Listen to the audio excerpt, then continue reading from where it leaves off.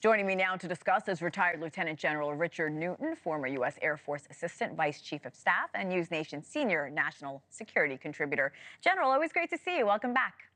Always great to see you, Hannah. Happy Saturday. Happy Saturday, my friend. So why is Netanyahu demanding the names of the hostages, especially 12 hours before 33 of them are supposed to get released? Well, these certainly are high-stakes ceasefire agreement and parts of the agreements themselves. I think what he's doing is he's making it very clear that whatever was agreed to in Doha, in Qatar, that Hamas sticks to it. And part of that, I believe, is having a list of hostages, the names of the hostages who are in the pipeline to be released.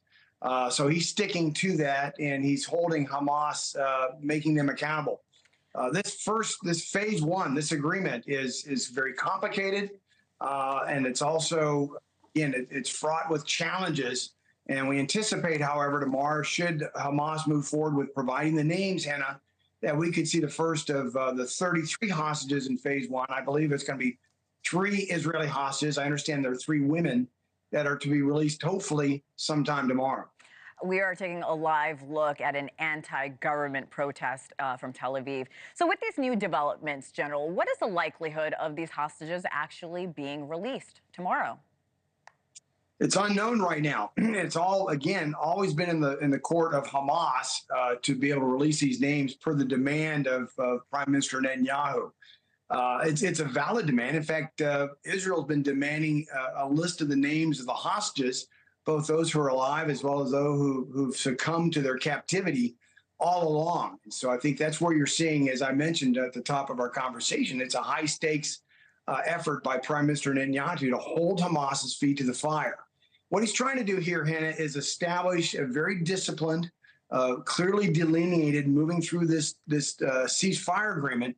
Frankly, right now, and through the first 16 days of the agreement, in phase one, that's the relatively easy part. The tough part begins when 16 days from supposedly tomorrow, Israel, Hamas, with mediators Qatar, Egypt, and the United States will then go through discussing the really difficult part of the agreement, and that's phase two. The length of the ceasefire. Hamas wants a permanent ceasefire, as well as the removal of all Israeli defense forces, which I personally don't think is going to happen. But that's where we are. He's trying to set the conditions for very tough negotiations that are going to be ensuing from the next several days. And we're continuing to look at live images from Tel Aviv happening right now as we speak. So, General, if a ceasefire does happen, phase one is completed, what are the chances it will last? I'm very skeptical. You and I've talked for months on air. I'm a glass half full person, but I'm very skeptical about this. There's 3 challenges, by the way, in the beginning of phase one, or what I would call the first 16 days. And the 16 days are critical because after the 16th day, that's, as I mentioned, they go into deeper discussions about the permanent aspect of the ceasefire and the disposition of Israeli forces inside of Gaza. 3 areas that we're very concerned about here. First is the hostages themselves. There's 33 hostages to be released, 3 or 4 at a time over a period of 42 days. At any one point in those 42 days, Hamas could stop the flow of hostages for whatever reason they come up with.